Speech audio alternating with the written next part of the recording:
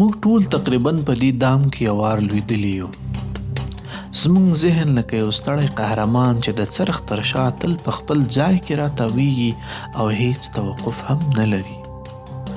شاید ورسره مخ شوي وي کله چې ویده کېږئ ناګهانه ټولې اشتباهګانې مو ذهن ته راشي، یا هم ساده پیغام درته راځي، ذهن مو په زرګونو سناریوګانې جوړوي.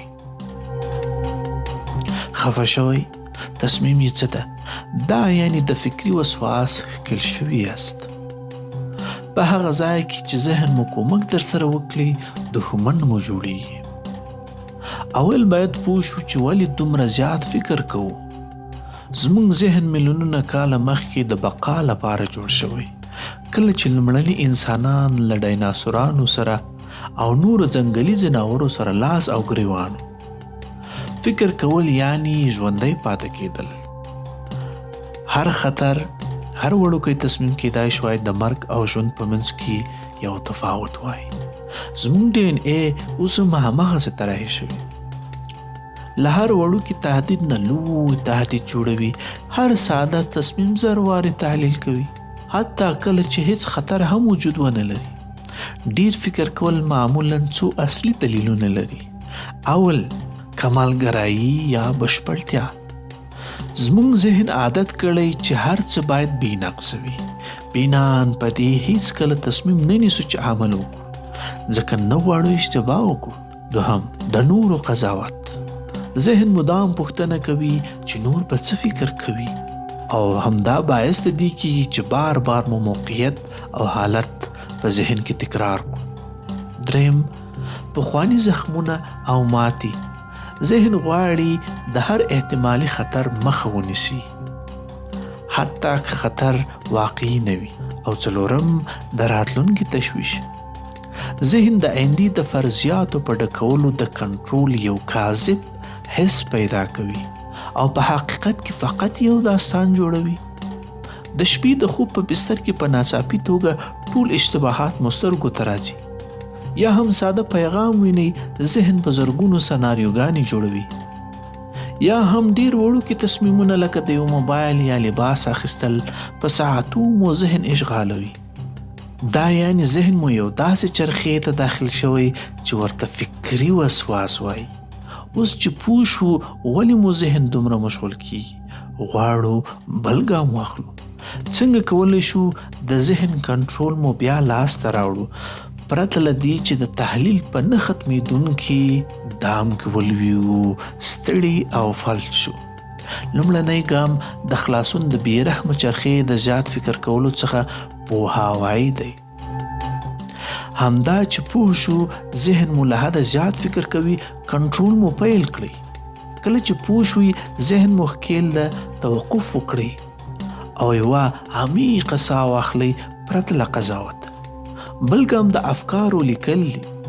هر څه چې مو په ذهن کې دي په کاغذ یې ولیکئ، حتی که عجیبه او بې ربطه په نظر درشي.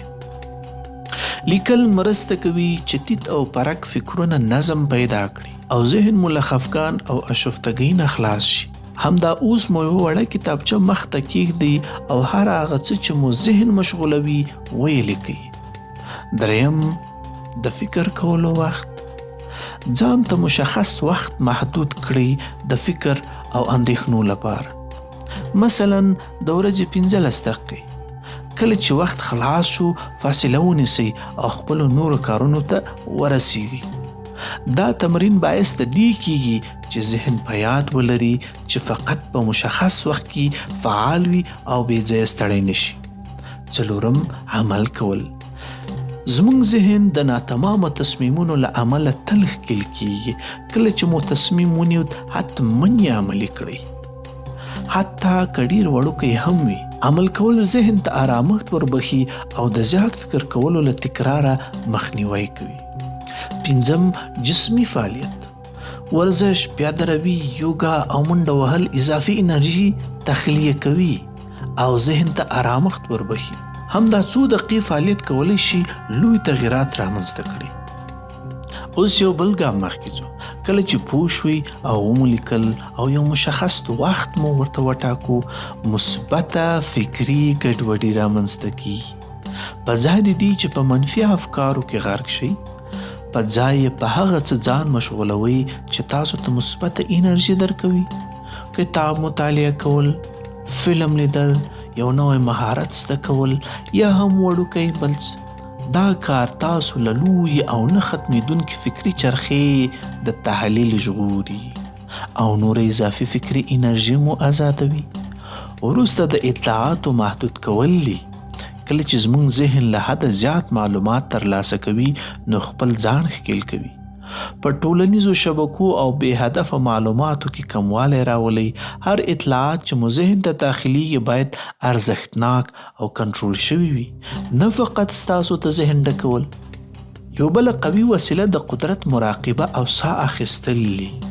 فقط 15 دقیقې په ورځ کې کافي ده. یو آرامه موسیقي درته کېږده او په هیڅ شي کې فکر مه کوه، او په همدې تکرار ذهن لکه آینه داسې صافي. په اسانه کولی شي آرامښت او تمرکز پیدا کړئ. او دا له یاده مه باسئ، ځان ته بښنه وکړئ. که مو بیا هم ډیر فکر وکړ په ځان مو قضاوت مه کوئ. دا یوه برخه د زده کړې سفر ده.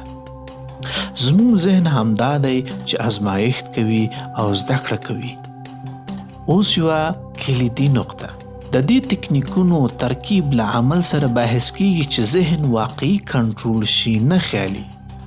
عمل، ورزش، مطالعه، مراقبه او د اضافي معلوماتو پرېښودل دا ټول یو قدرتمند سیستم جوړوي چې ذهن له بېرحمه فکري چرخې د وسواس ازادوي. اوس چې مو تکنیکونه او ابزار وپېژندل، اوس یې وخت ده چې د ذهن آرامښت مو د ورځني ژوند عادت وګرځي. اولینه نقطه دا ده چې تلپاتې تمرین بهترینه کلي ده. فقط په یو وار لیکلو یا یو وار میډیټیشن کوم خاص تغییر نه واقع کیږي، بلکې باید روزانه تمرین وکړئ، حتی که ډېر لنډ مدت وي. دوهم، آرامښت په عمل کې. زموږ ذهن غواړي فکر وکړي، نه عمل. مګر که موږ عمل وکړو، فکر کول کم بې اثره کیږي. واړه تصمیمونه ترسره کړئ، حتی که بشپړ نه وي. هر واقعي عمل خلاصون له نه ختمېدونکي تحلیل څخه ده او د قدرت واقعي حس درکوي. دریم، تحرک او ورزش. ذهني او فزیکي انرژي له یو بل سره مستقیمه اړیکه لري. کله چې بدن فعالیږي، ذهن هم آرامیږي. پیاده روي، یوګا، منډې وهل او نور لنډ ورځني کششي حرکتونه کیدای شي چې ستاسو ته ذهن د اضافي افکارو د خاموشۍ بټن وي. څلورم، مثبت فیډبک ځان ته ورکول. هر کله چې بریالي شوي چې خپل ذهن کنټرول کړئ، خپل ځان وستایي. دا کار ذهن شرطي کوي چې آرامښت ارزښتمند دی او مسیر ته د ادامې انګیزه ورکوي. پنځم، محدود کول د ورود ذهن ته. د ټولنیزو رسنیو محدود کول، د مثبت محتوا انتخاب ذهن نور په اضافي افکارو او اطلاعاتو نستړی کوي. دا کار لکه یو حفاظتي دیوال د ذهن لپاره کار کوي. او په یاد ولره ملګریه، دا مسیر فقط د نن ورځې لپاره نه ده، یو واقعي او مستمر سفر دی. هر ورځ چې تمرین وکړئ، ذهن آرام، بهتر او د سختو تصمیمونو په وړاندې چمتو کیږي. اوس هغه برخې ته رسیږو چې ډیره مهمه ده، چې ذهن واقعا کولی شي آزاد شي. گذشته تمامه شوي او آینده تر اوسه نه ده راغلي. تنها څه چې لرو همدا لحظه ده. هر کله چې ذهن مو گذشته یا آینده ته لاړ، دوباره مو ذهن حال ته راوګرځوي.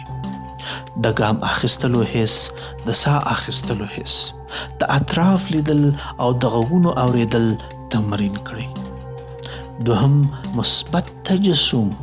زموږ ذهن د داستان عاشق دی، نو بیا ولې منفي داستانونه جوړ کړو؟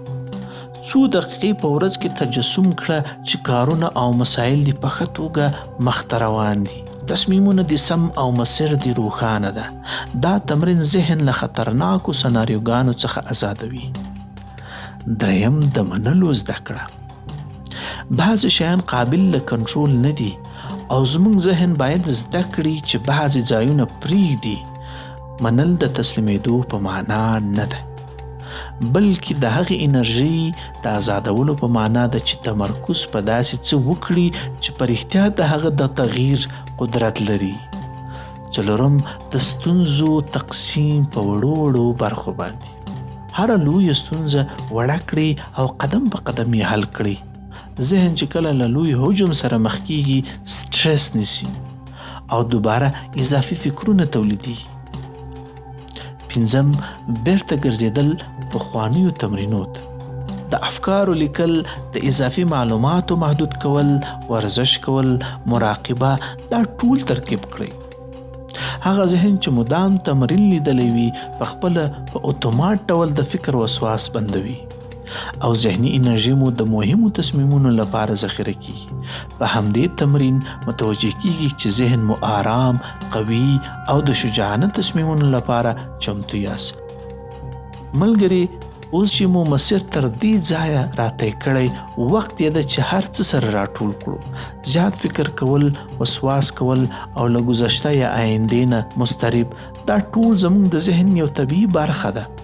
مګر دا ذهن یو قدرتمن ابزار ده چې کله په پوهاوي او ښه تکنیکونو جوړ شي کیدای شي تر ټولو لوی متحد زموږ د ژوند وي. په یاد ولره، پوهاوی د افکارو لیکل د فکر کولو زمان بندي ده. عمل کول، ورزش کول، مراقبه کول او منل، دا ټول په خپله یو کامل سیستم جوړوي. کله چې ذهن تربیه کړئ، نه تنها چې د تحلیل او وسواس له بېرحمه چرخې نه خلاصېږي، بلکې هره ورځ د شجاعانه تصمیمونو او قدرتمن حرکتونو لپاره چمتو کیږي. اوس یو مهم ټکی، هره ورځ چې تمرین وکړئ او هر عمل چې عملي کړئ، ذهن به مو آرام او ژوند به مو ځواکمن وي.